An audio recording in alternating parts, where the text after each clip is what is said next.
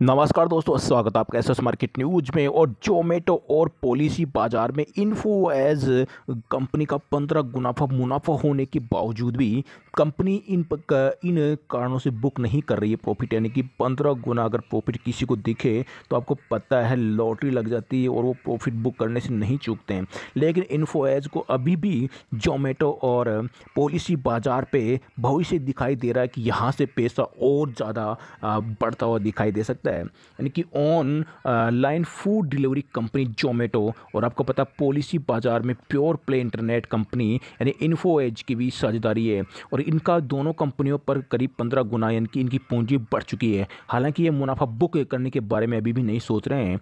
Info as के founder और vice chairman Sanjeev Bikhchandani ने कहा कि 3 कारणों से ही अपनी हिस्सेदारी बेचने में फैसला लिया जा सकता है। पहला जो कारण है वो किसी कारण पैसे की ज़रूरत हो तो भी वो सेल करें।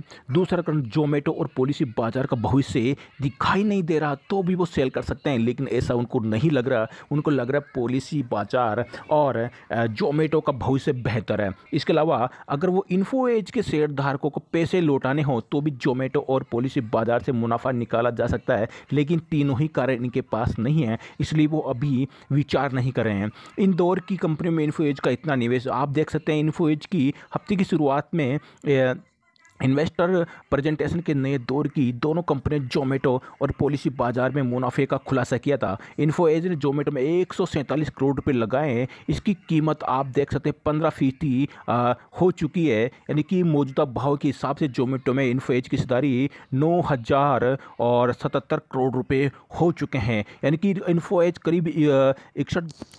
इसी प्रकार इन्फो एज में ने पॉलिसी बाजार में 576 करोड़ रुपए लगाए थे। इसकी पॉलिसी बाजार में यानी कि 12.79% हिस्सेदारी बढ़ चुकी है। और पॉलिसी बाजार में मौजूदा शेयर के हिसाब से इन्फो एज में इसकी हिस्सेदारी 2,258 करोड़ रुपए की है, यानी कि यह करीब 3 गुना मुनाफे में है।